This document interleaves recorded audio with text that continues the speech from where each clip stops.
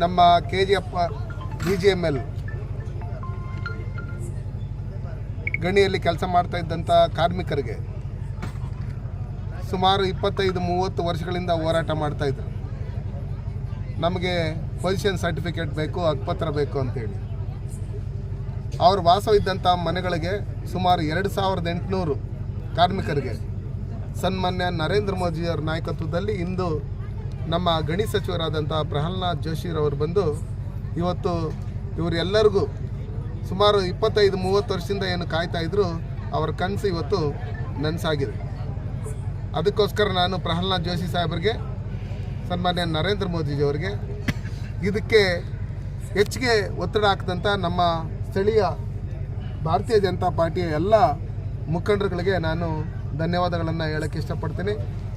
ಸನ್ಮಾನ್ಯ ನರೇಂದ್ರ ಮೋದಿಜಿಯವರ ನಾಯಕತ್ವದಲ್ಲಿ ಈ BGML ಕಾರ್ಖಾನೆಯ ಕಾರ್ಮಿಕರಿಗೆ ಹಕ್ಕುಪತ್ರಗಳನ್ನು ಕೊಡಬೇಕು ಅಂತ ಹೇಳಿ ಪ್ರಹ್ಲಾದ್ ಜೋಶಿ ಅವರು ಸುಮಾರು ಒಂದು 10-15 ಬಾರಿ ಕೇಂದ್ರದಿಂದ ಅವರ ತಂಡವನ್ನು ಕಳಿಸಿ ಇಲ್ಲಿ ಪರಿಶೀಲನೆ ಮಾಡಿ, ಸರ್ವೆ ಮಾಡಿ, ಪ್ರತಿಯೊಂದು ರೀತಿಯಲ್ಲೂ ಯಾವುದೇ ರೀತಿಯಾದಂಥ ತೊಂದರೆ ಆಗದೇ ಇರತಕ್ಕಂಥ ರೀತಿಯಲ್ಲಿ ಅವರಿಗೆ ಇವತ್ತು ಬೆಳಗ್ಗೆ ಮಧ್ಯಾಹ್ನ 2:30ಯಿಂದ ಈಗ ರಾತ್ರಿ 9:30 ಆದ್ರೂ ಅವರೆಲ್ಲರಿಗೂ ಹಕ್ಕುಪತ್ರಗಳು ಕೊಡಬೇಕು ಅಂತೇಳಿ ಸನ್ಮಾನ್ಯ ಪ್ರಹ್ಲಾದ್ ಜೋಶಿ ಅವರು ಏನು ಹೇಳಿದರು ಅದೇ ರೀತಿ ನಾವು ಮತ್ತು ನಮ್ಮ ಎಲ್ಲ ಮುಖಂಡರುಗಳು ಮತ್ತು ಇಲಾಖೆ ಅಧಿಕಾರಿಗಳು ಒಟ್ಟಿಗೆ ಇಲ್ಲಿದ್ದು ಆ ಕೆಲಸವನ್ನು ಮಾಡಿ ಮುಗಿಸಿದ್ದೇವೆ.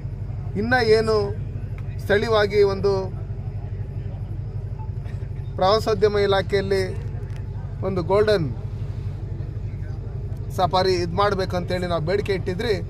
ಅದಕ್ಕೆ ಈಗಾಗಲೇ ನಮ್ಮ ವಿದೇಶಾಂಗ ಸಚಿವರು ಬೇರೆ ಬೇರೆ ದೇಶದವರು ನಾವು ಇದನ್ನು ಮಾಡ್ತೀರಿ ಅಂತೇಳಿ ಒಪ್ಕೊಂಡಿರೋದ್ರಿಂದ ಅತಿ ಶೀಘ್ರದಲ್ಲೇ ಅದನ್ನು ಮಾಡ್ತೀರಿ. KGF ಜನತೆಗೆ ಅನುಕೂಲ ಆಗೋಂಥ ರೀತಿಯಲ್ಲಿ KGF ಇಲ್ಲಿರ್ತಕ್ಕಂಥ ಯುವಕರು ಇಲ್ಲೇ ಸ್ಥಳೀಯವಾಗಿ ಕೆಲಸ ಮಾಡಬೇಕು.